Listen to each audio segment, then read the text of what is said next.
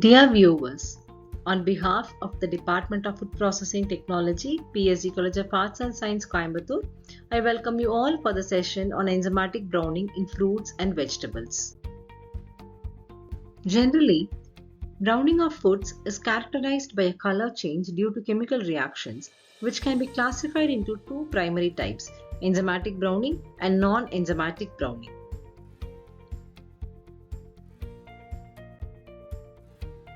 Enzymatic browning occurs when plant tissues are damaged, such as through bruising, cutting, peeling, or by disease or exposure to abnormal conditions. This results in a rapid darkening of the tissue upon contact with air due to the enzymatic conversion of phenolic compounds into brown melanins.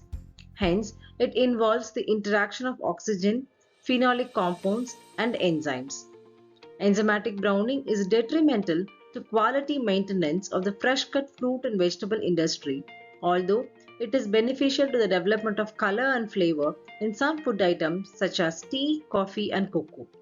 Browning negatively impacts the sensory properties and nutritional value of the product, which can lead to significant economic losses, particularly if it occurs early in the product shelf life after incurring processing, packaging, and storage cost.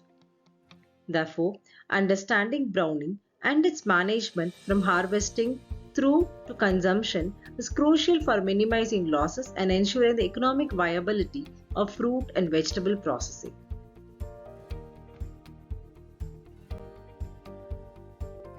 Here is a list of fruits and vegetables that are prone to enzymatic browning for your reference. Let us discuss the enzyme responsible for browning. It is the polyphenol oxidase, abbreviated as PPO, an oxidoreductase enzyme containing copper in its active site, is crucial for the browning of fruits and vegetables.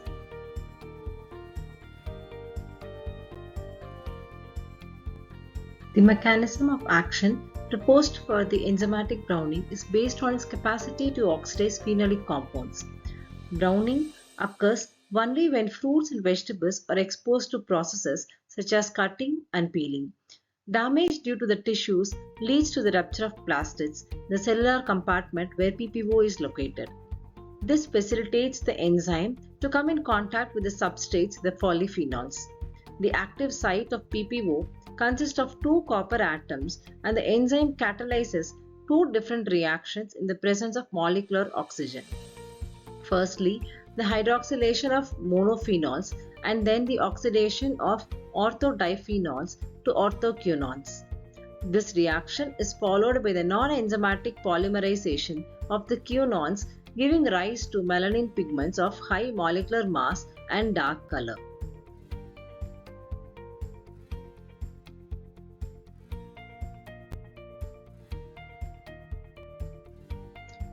We will now explore the agents that facilitate enzymatic reactions. Enzymatic browning requires four different components: the substrate, the enzyme, the catalyst, and the oxygen. The rate of browning reaction is influenced by the availability of substrates like phenols, catechol, caffeic acid, chlorogenic acid, and catagens. The presence of enzyme is crucial for converting these substrates into secondary products, and the reaction rate also depends on the substrate specificity of the enzyme. Presence of transition metals such as copper will act as a catalyst to the browning reaction.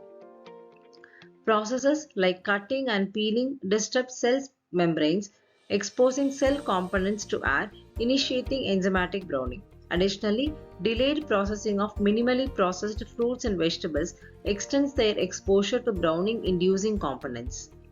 The presence of oxygen accelerates enzymatic browning. The greater the oxygen concentration, the faster the browning reaction occurs. The optimum pH for PPO activity varies with the enzyme and substrate, typically ranging from 4 to 7. Hence, adjusting the pH below 4 or above 7 can reduce browning. The temperature stability of PPO varies by species and cultivar. The enzyme is heat sensitive and its activity is destroyed at 80 degrees Celsius. While heat inactivation is possible at temperatures above 50 degrees Celsius, it may cause undesirable changes in flavor, texture, and color of the produce.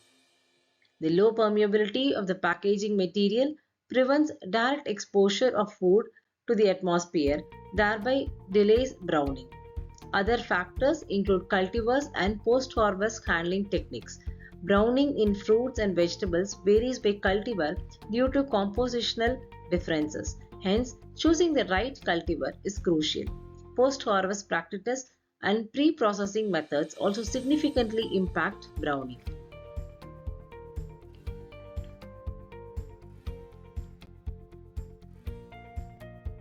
Let us now discuss the prevention of enzymatic browning.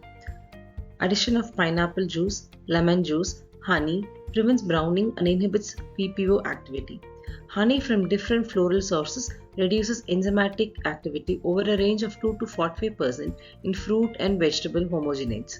Also, combination with ascorbic acid enhances the inhibitory effect. Osmotic dehydration of fruits using sugars inhibits enzymatic browning. Heat treatments like boiling, steaming, and blanching at 70 to 90 degrees Celsius stabilize foods by killing microorganisms and inactivating enzymes. Ohmic and microwave heating also stop enzymatic activity. Non-thermal methods such as refrigeration slows enzymatic activity down while freezing lowers water activity to prevent it. High hydrostatic pressure and irradiation cut microbial counts and inactivate enzymes.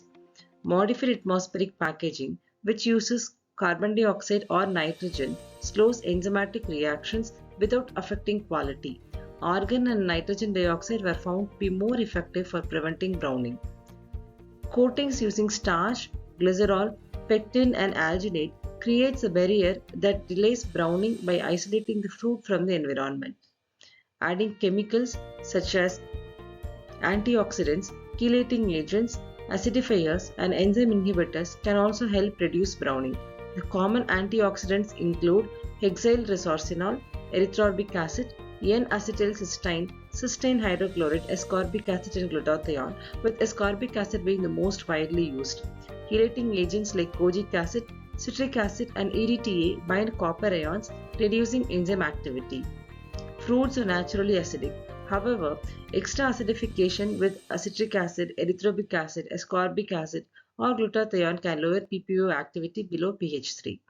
Aromatic carboxylic acids such as benzoic and cinnamon inhibit PPO by forming complexes with copper ions.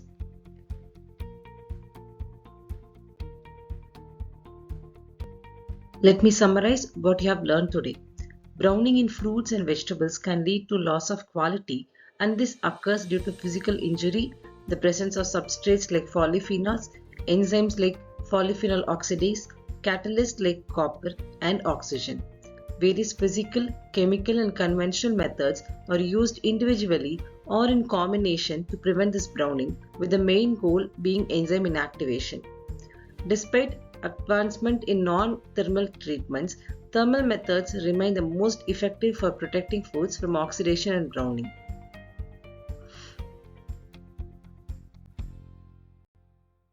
These are the references cited for the session.